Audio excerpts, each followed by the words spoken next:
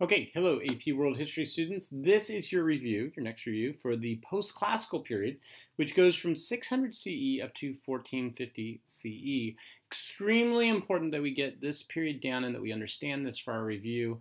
A good part of the test is going to be on this period, and you should expect that this is a really good period to see a lot of multiple choice questions, but also short answers and possible essays, and yes, a possible DBQ. So the more information that you know off of this period, the better off you're going to be for the AP exam. I think in a lot of ways the post-classical period is kind of a continuation of the classical period. There's just more of an intensification of the development of large land-based empires. So these are big key concepts. We've talked about this before. Okay, again, it's not important that you memorize these. I want you to have a sense of overall like paraphrasing, like what are the big things they're going to be asking from this particular time period. So we look at key concept 3.1. We see here the wording, a deepening and widening of networks of human interaction within and across regions when it comes to cultural, technological, and biological diffusion within and between various societies. Okay, why is this important? Think about what they're saying here, a deepening and widening of networks. That means this is a continuation of what we learned about in the classical period with trade routes, with the interaction of empires, but now we're starting to see them go into more depth and complexity. So key concept 3.2, state formation and development demonstrated continuity, innovation, and diversity in various regimes. Notice here, a lot of words, right? But in the end, it's pretty simple. State formation means government formation. Here we're talking about empires. And notice, demonstrated continuity. So here we're seeing a lot of things that still happen from the classical period coming out to this time period. Some changes with innovation, diversity in various regimes. So what does that mean? Mean that there are different ways that a lot of these governments are going to organize themselves. And then last step, key concept 3.3. Changes in trade networks resulted from and stimulated increasing productive capacity with important implications for social and gender structures and environmental processes. So guys, think about this for a minute. A lot of wording here, right? And you don't need to memorize them, but what is this basically saying? How do we have a continuation from the classical period of the development of empires, the development of trade relationships, the development of hierarchy? Now all we have to do is put a little bit of meat onto each one of those and kind of get a sense of the specifics. So let's walk through these. So first off, the trade routes and interactions. So this is a continuation of when the Han opened up the Silk Roads. Silk Roads now go into the post-classical period. Or take, for example, the Trans-Saharan. Remember, Trans-Saharan started in the classical period, comes through in the post-classical period. Remember, the big thing with the Trans-Saharan was the use of camels, and also the Bantu tribes had moved from Western Africa down to Eastern Africa, bringing things like iron and the Swahili language. The Indian Ocean still remains important because of its ability for bulk trade as we connect up India and East African city ports. And then last up in Southeast Asia, we're going to start to see the development of a lot of major kingdoms. And you really need to remember these. These are important. The Srivijaya, the Singhasari, and the Majapahit. Now, why are these so important? Because they're in that area that's sort of in Southeast Asia. So we're talking about areas today like Indonesia, Singapore, even within areas today we see like Vietnam, in which there's a diffusion of Hinduism, Buddhism, and Confucianism. These all mix together. A really good example of this is the kingdom of what's called the Angkor Kingdom. The Angkor Kingdom is located in Cambodia, where they mix together Hinduism and Buddhism. So it's really important. We're seeing, again, same old trade routes, they're just intensifying a little bit more. So how about in the Middle East? In the Middle East, we're seeing interactions because of the development of the religion of Islam. So after the Prophet Muhammad's death, there were the caliphates. Remember, two big caliphates that are important, the Umayyads, who are Sunni, and the Abbasids, who are Shiite.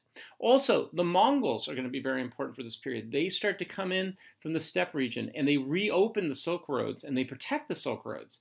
And that allows for trade throughout this whole region. And then, of course, what's really important for the connection with Africa out to the Middle East, Mansa Musa, who connects up northern Africa to the Middle East when he goes on his Hajj, because he becomes Islamic. He goes on his Hajj to Saudi Arabia. He's going to connect up northern Africa out to the Middle East. So to go a little bit more in the depth of those interactions in northern Africa, because they're actually really important. Mansa Musa comes from a kingdom named Mali, and Mali was formed by Sundiata. Sundiata united the groups in Mali, and then Mansa Musa comes after Sundiata, and he's the one who creates that connection to the Middle East when he goes on his Hajj. That connects up areas like northern Africa, the Islamic caliphates, and the kingdom of Byzantium. Now, one of the key explorers of this time period I want you to remember is a man named Ibn Battuta.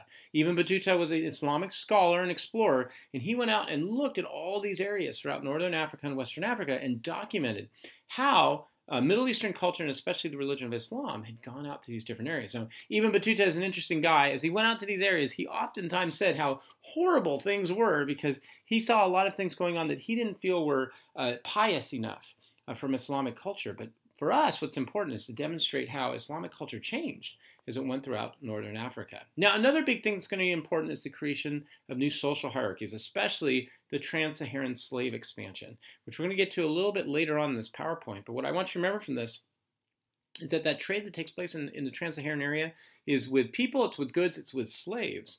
And so we have a huge trade route that's taking place across the trans-Saharan. Okay, in Mesoamerica, we have interactions as well. During the classical period were the Toltecs, the Olmecs, and the Mayans. The Toltecs and the Olmecs disappeared. We don't know for certain why, but our guess is, probably makes a lot of sense, climatic changes within the region probably created severe droughts and famines. In that vacuum is filled by a group called the Azteca. And the Azteca had come from North America. They migrated down and filled in that gap and created a massive kingdom or empire in the city of Tenochtitlan. Now, what's so amazing about what they did was that they created an empire of 200,000 people. At the very same time, London had about 40 to 50,000 people. Now, what's even more amazing is the Aztec did this in the middle of the Mexican desert. You probably remember why. They created that irrigation system called the Chimpañas, where they were able to collect all the water and keep them. They also created a tributary state, where they would go out and conquer local tribes demanding taxes, and yes, people for human sacrifice as well. Now, if we go down to South America, the Inca also are starting up at this time period in the post-classical. They were originally the Mochi, a religious movement in the Andes Mountains. The Inca, remember, they went out and expanded and conquered local tribes, and they did that by providing that incentive to their emperor.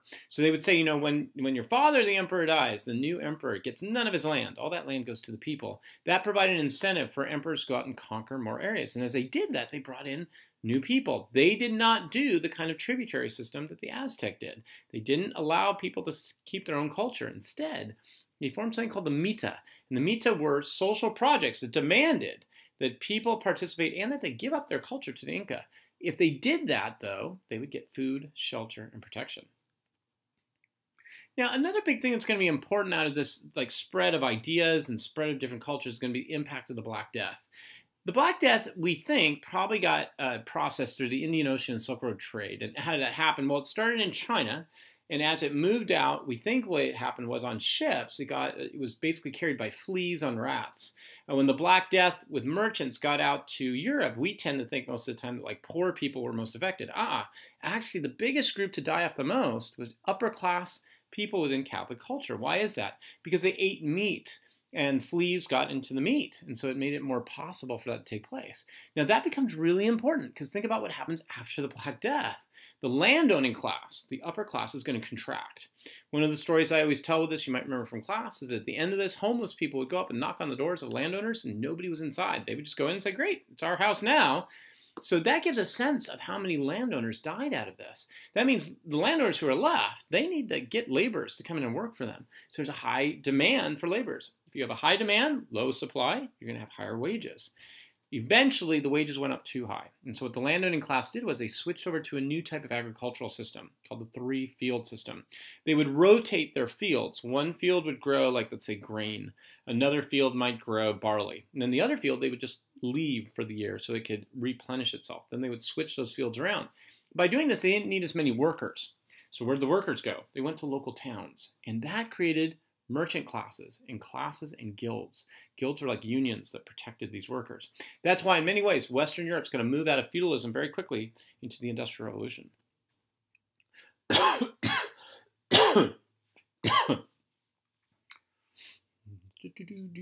Okay, so gotta cut that part out. Key concept 3.2. Take two. So now let's move on to key concept 3.2. You'll remember this is about state formation and the development that's continuous, that has some innovations, and shows a diversity in various types. So first big example that I want to bring up is the Byzantine Empire, which happened because in around 450 AD or so, before Rome falls, Diocletian is going to separate out the Roman Empire. So you're going to have Eastern Rome on one side, Western Rome on the other. Eastern Rome had a very highly centralized bureaucracy, and at the top of it was the emperor, in this case Justinian was a good example, who created a codified system of laws called, I know very unique here, the Justinian Code. Dun, dun, dun, dun. And the Justinian Code basically established a very strong set of hierarchy that organized the Byzantine Empire. It was a very small empire, and it was right in the crossroads of all the major trade routes in the Silk Road, made it very dangerous. But by establishing that very hierarchical system, they could protect themselves. Then the Eastern Orthodox separated themselves from the Catholic Church in the Great Schism in 1054 CE over theological differences. Okay, what were these theological differences? The primary one was something called Caesaropapism. So in Western Europe, the Pope is separated from the king, and the Pope chooses the bishops. Eastern Europe, Caesar, the emperor chooses the bishops. And so the emperor has far more power. Why is this the case? Well, probably because of where Byzantium was located. It's located basically in the middle of the Silk Road, right around the Indian Ocean, where it could be easily attacked by everybody. So they needed to have the emperor be in charge. So even the religion reflected that. Now, another example of governance at this time period was the Islamic caliphates. In the Islamic caliphates, you might remember, they get started up after the Prophet Muhammad died and established Islam in Saudi Arabia. He made a huge mistake, which a lot of leaders at this time did. He never provided for a clear successor. Okay, Alexander the Great was another good example of somebody who did that at this time. Now, out of that comes what Muslims call the Rashidun. The Rashidun is the four rightly chosen: Umar, Uthman, Bakr, and Ali.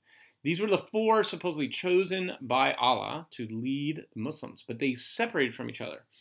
The Shiite believed, and that's Ali, that the next leader should come from the bloodline of Muhammad.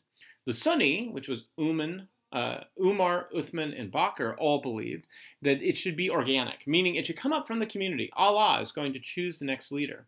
Our two big caliphates then that get started were the Umayyad, who were Sunni.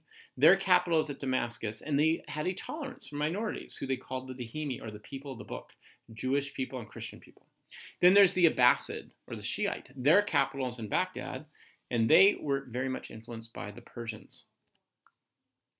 So next up are Chinese governance at this time period, and they were the Sui, the Tang, and the Song. Now, a lot of governance right here, so that can be hard to remember all this. The Sui, Tang, and the Song are kind of easy in a sense, because all of them have the same idea. They're all expanding and dealing with the problem of expansion. So for example, the Sui, who are led by an emperor named Sui Yangdi, expanded China and then had to create the Grand Canal to connect up north and south.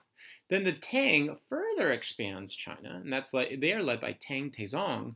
They conquered Korea. You might remember we talked about this, that there were 3 kingdoms in Korea. They allied with the Xia, destroyed the other 2 kingdoms, and then they instituted a tributary state. And in this, they created absolute authority from the Tang down onto the Koreans. Good example of that is something called the kowtow, in which when you would go and see the emperor, you would have to bow, literally 90-degree angle. You'd have to bow in order to see the emperor. Last up are the Song, who are led by the Song Taizu. So the Song Taizu had a growth of bureaucracy and what was called the scholar gentry. Who are these scholar gentry? Well, they're people who would take the civil service exam, and if they could pass it, then they were judged to be meritorious, and then they could lead. They could be in leadership. However, we kind of know that what ended up happening was a little corrupt here, because what ended up happening was people ended up getting tutored, and so people who were of the upper class would just be able to afford getting tutors, and this led to a greater division in classes and anger from the peasants. Then we have the 3 major kingdoms that China tended to control: Japan, Korea, and Vietnam. Now, Japan was not controlled by China. That's because it's an island. Japan ended up being sort of like fragmented and split up. Remember, the local areas were run by daimyo governors that ran what were called local hans or provinces. Now, this is the time period of Japanese feudalism. These local areas, the daimyo owned the land. People would work for the daimyo, and then the daimyo would hire out these sort of itinerant warriors who would move from place to place and kind of protect the land. They're called samurai. In Korea, they were divided up into 3 kingdoms during the Civil War. The Xia ended up allying with the Tang, and remember, this is what we talked about. This led to the Tang taking over. So how did Korea deal with this? Well, the upper class said, look, it's fine. We will give our authority as long as you give us our local area. We'll adopt some of your culture. And so they adopted things like the civil service, the Chinese bureaucracy, and the Mandarin language. Very similar in Vietnam. The Sui expanded into Vietnam, and that led to a major rebellion by the Tang sisters. But in the end, Vietnam accepted Chinese dominance if they could have their local culture. And again, the upper class says, fine, we'll do this. We will accept, though, your civil service bureaucracy and Mandarin language. What about out in Europe? Well, when Rome fell in 479 CE, after that, there was a leader who arose named Charlemagne. And Charlemagne tried to reestablish Rome. And he did it through what was called the Treaty of Verdun. He wanted to establish the new Holy Roman Empire, which was supposed to be sort of a pulling back to the old Roman Empire. Instead, what we got were all the major nations that we see today. So nations like France, Britain, Germany, all those ones got formed. They just had different names at that time period. So the kingdoms ended up forming a hierarchy of what was called feudal states, in which you would have the vassals or the landowners, and then the serfs who would work for those owners. They worked on manors, okay, which was the land that they would work on. And the ideology or the belief system of that time period, kind of Confucianism, was called the Great Chain of Being, in which you basically had a social, political, and religious hierarchy with the peasants or serfs at the bottom, priests above them, then landowners, then king, then pope. How about out with the Aztecs and the Inca? So in both of these cases, we had very centralized empires that we talked about earlier. The Aztecs and the Inca both had a strong emperor who was influenced by religious priestly groups. However, some of the differences, the Aztecs believed in what was called cyclical time, and that's why they would do human sacrifice. They sacrificed a human to the gods so that they could replenish the grounds and basically satisfy the gods and keep that cycle going. They also established a tributary system with local tribes where they would take over and then use both human sacrifice as well as goods from them. The Inca, remember we talked about them, the emperor was incentivized to get out new lands, and they had that system of the mita, in which when they conquered people, those people would participate in public projects. Now, the other big thing that I want us to remember is this expansion of slavery at the time. This is not Atlantic slavery, but we are going to see slavery expand at the time in the trans-Saharan route. This is due to the use of camels being able to traverse across northern Africa.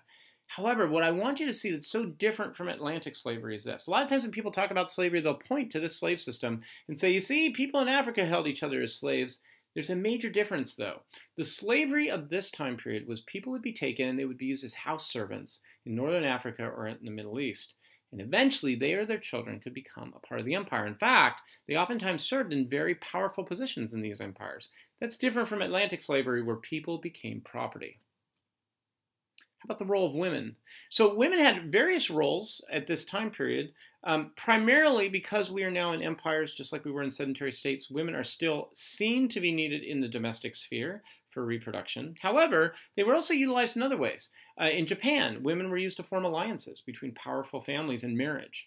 In Europe, women were symbols of a way to define men. What does that mean? Well, European chivalry, which oftentimes you hear people say today, wouldn't it be great if we could have chivalry again, right? Just treat women with respect. Well, it's a little bit more complicated than that. Chivalry wasn't just treating women with respect.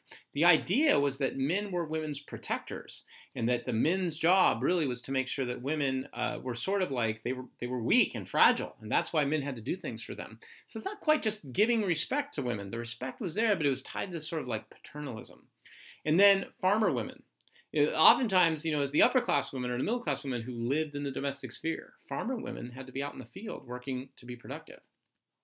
So what are our big takeaways? There's a lot of stuff here in the post-classical era, a lot of different empires that we need to remember. What are our big themes that we should remember? First off, the post-classical period is one in which the land-based empires are a continuance of what we see in the classical time period. It's just intensifying and it's growing. Second, land-based empires related to conquered people through tributary taxes. And remember we talked about this. It wasn't so much that they were getting money. What they were getting was they were getting gifts. They were getting honor and respect. And then last up, the hierarchies that were formed within these civilizations were based, generally speaking, almost around the world, were based on that feudalistic model. Emperor, bureaucracy, priests, military landowners, and then serfs. Okay? So a lot of stuff we have to do with the post-classical era. If we can get this down, we can get a lot of the details down, you're really going to be ready for the AP test. This tends to be a huge part of the test. So hopefully this helped just to get us going, and then we'll continue with this in class. Okay? Thanks, guys, and I will see you in class. Bye.